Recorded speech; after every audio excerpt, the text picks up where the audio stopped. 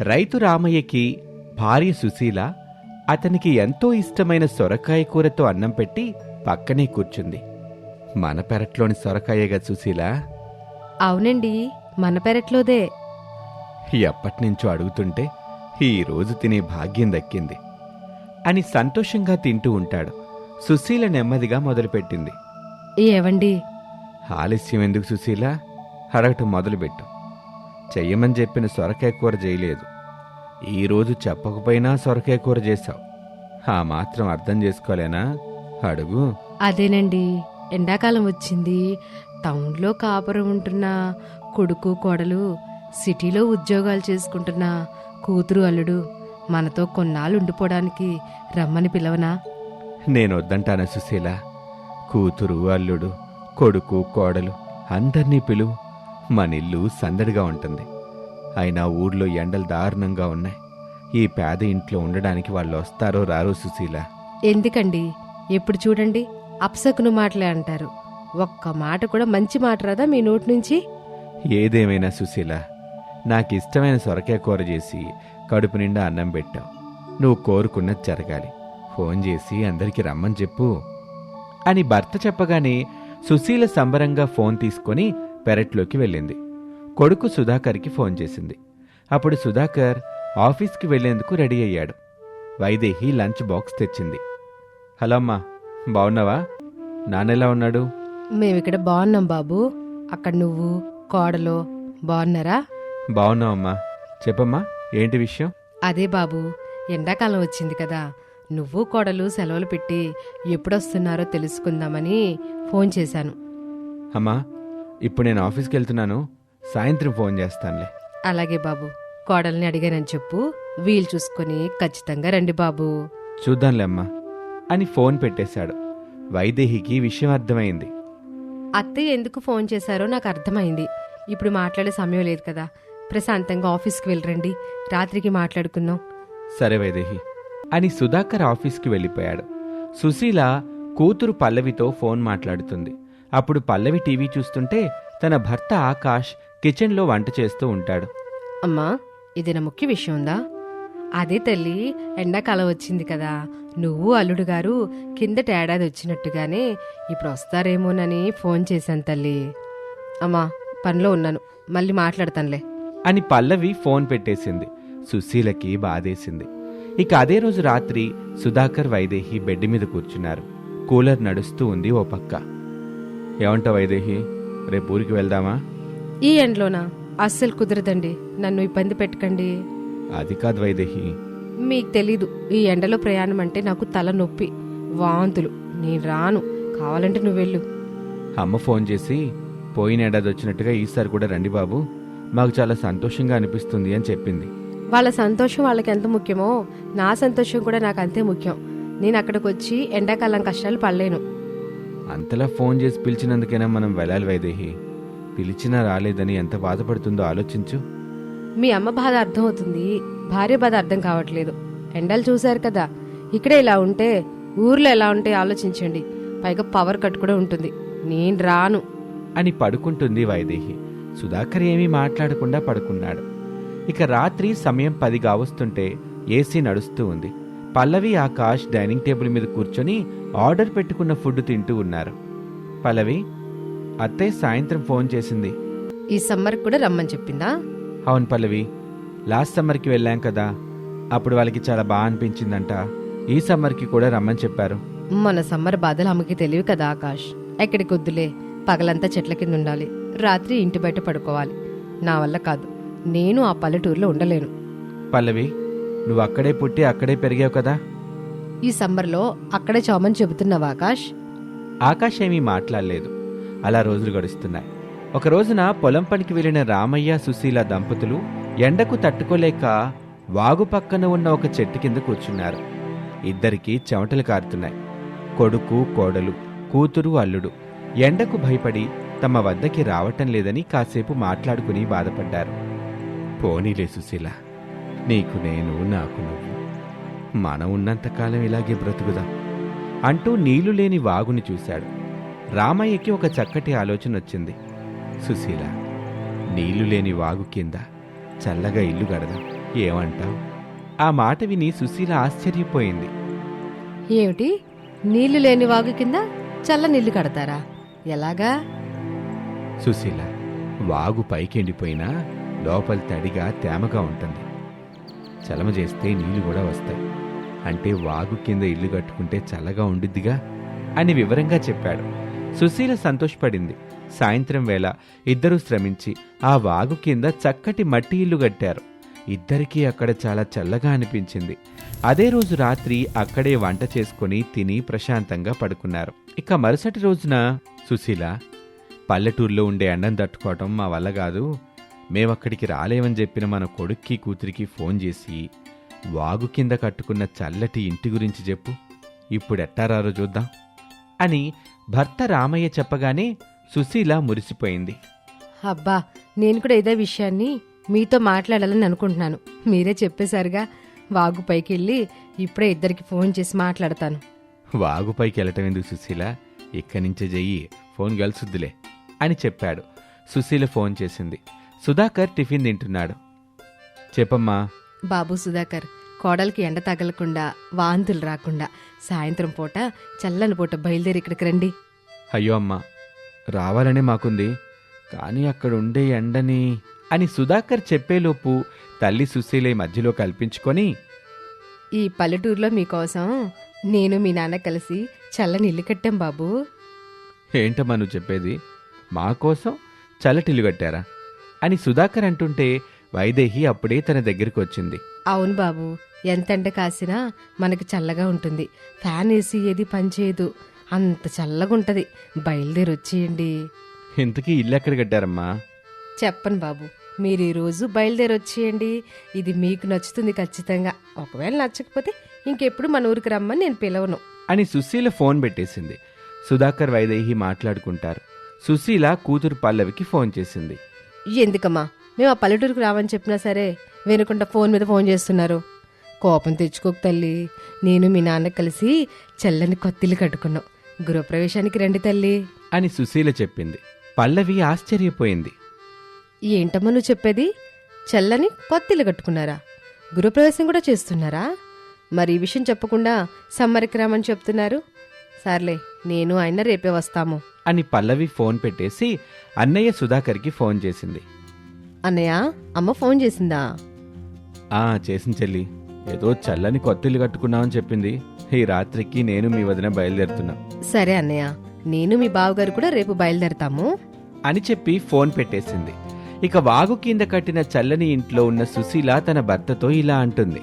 మీరు చెప్పినట్టు చెప్పానండి, ఇద్దరు రేపు వస్తారు అని మాట్లాడుకున్నారు. ఇక మరుసటి రోజున సుధాకర్, వైదేహి, పల్లవి, ఆకాష్లు వచ్చారు.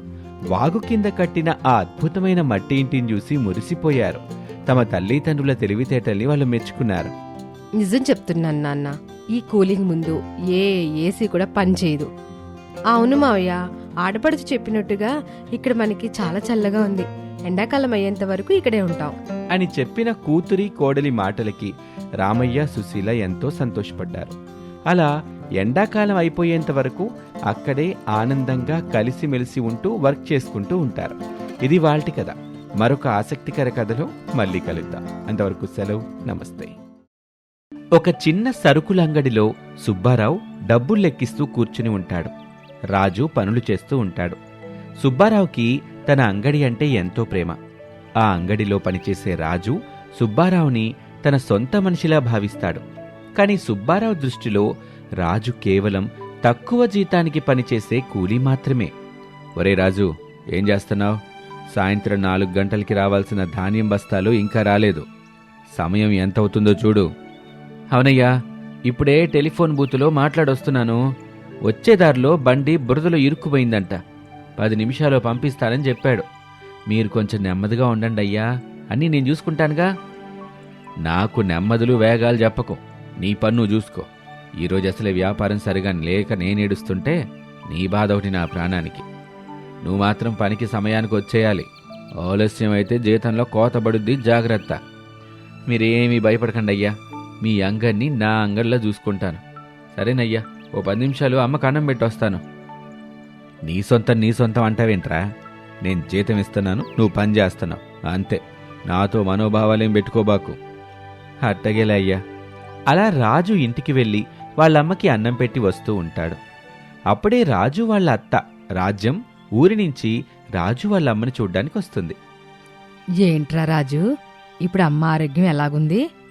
నిన్నటికంటే కొంచెం బానే ఉందత్తా. అవునా? ఏమోరా, నాకు తెలిసిన ఒక పంతుల్ని అమ్మ ఆరోగ్యం గురించి అడిగితే అంతా బాగుంది గాని ఇంకొంచెం దైవ బలం అది కావాలన్నారు.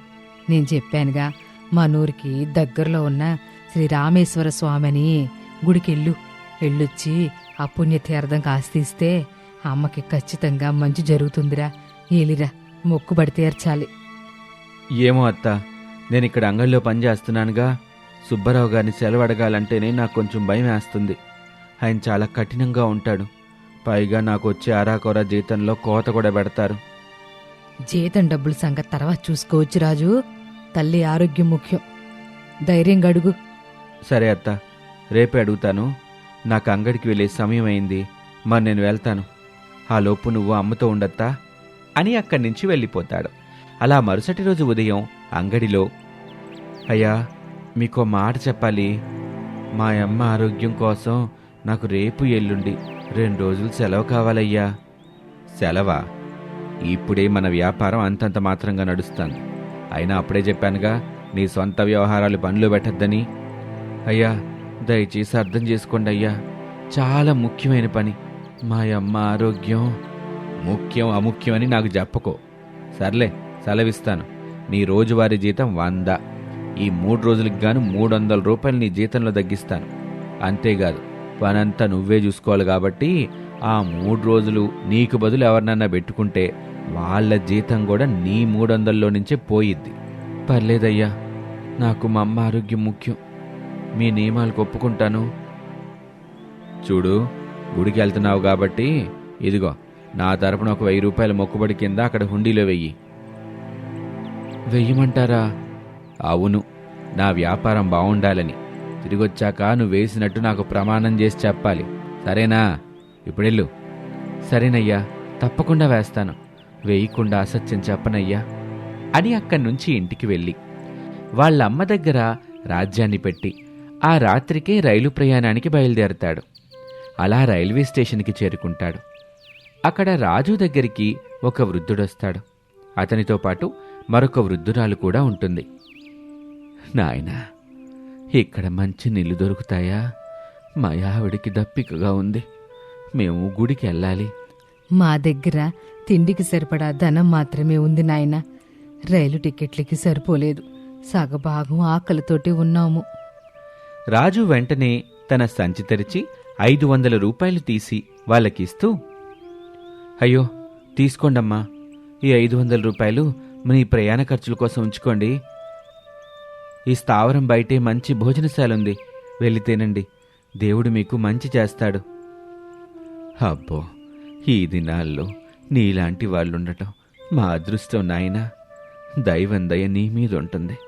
ఆ స్వామి నిన్ను ఆశీర్వదిస్తాడు. మీ దీవెనలుంటే చాలండి అని వెళ్ళి రైలెక్కాడు.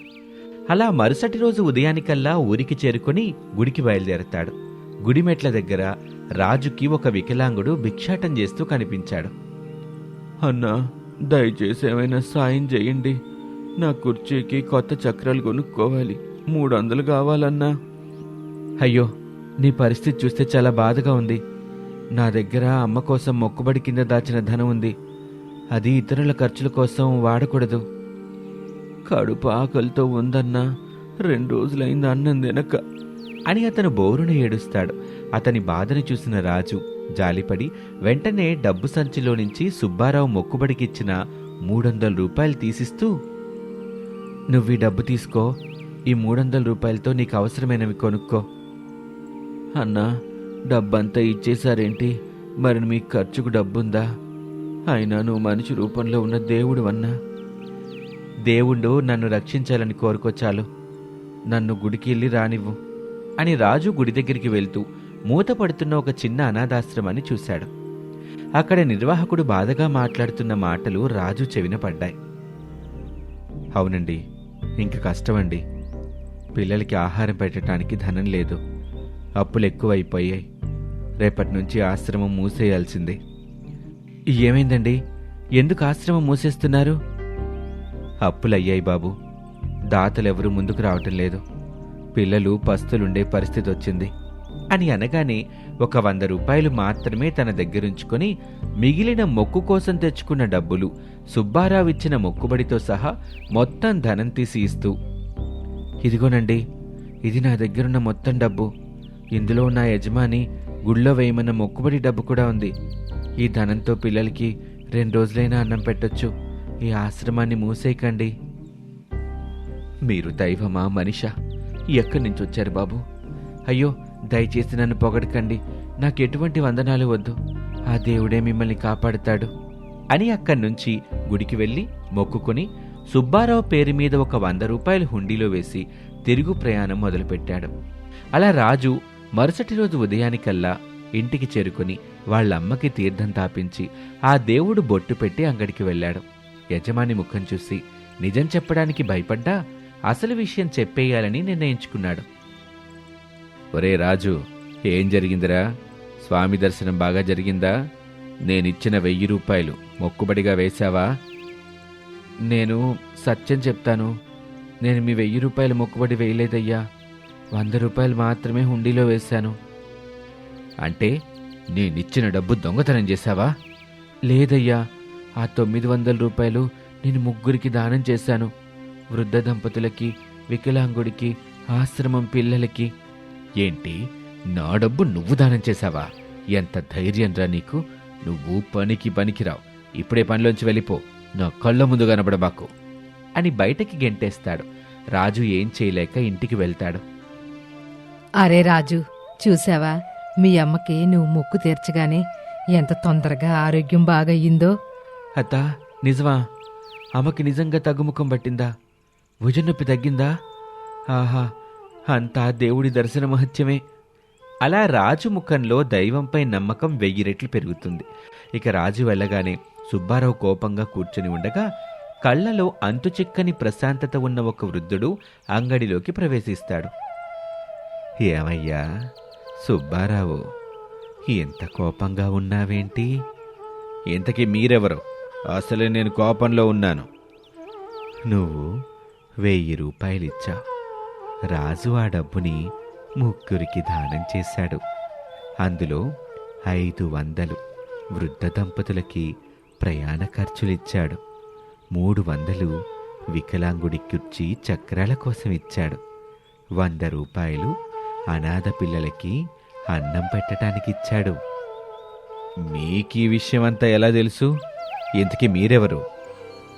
ఆ చోట ఈ చోట అని కాదు, నేను ఏ చోటైనా ఉంటాను. సర్వాంతర్యామిని. నా భక్తుడు ఏ చోట ఉంటే నేను ఆ చోటే ఉంటాను. స్వామి, మీరు అని సుబ్బారావు అంటూ ఉంటాడు. వృద్ధుడు కాస్త దూరం నడిచి, నా ధనం కోసం కాక నా బిడ్డల ఆకలి తీర్చిన వాడిని నువ్వు వెళ్ళగొట్టావు. ఇక నా దగ్గర ఆశీర్వాదం పొందాలని ఆశించకు అని వృద్ధుడు మెల్లగా అంగడి బయటకు నడుస్తాడు. కొంత దూరం వెళ్ళగానే సుబ్బారావు చూసేలోపే ఆ వృద్ధుడు ఆకాశంలో మాయమైపోతాడు. సుబ్బారావుకి తను చూసింది సాక్షాత్తు దేవుణ్ణి అని అర్థమైంది. వెంటనే సుబ్బారావు రాజు ఇంటికి వెళ్ళాడు. రాజు, దయచేసి నన్ను క్షమించరా.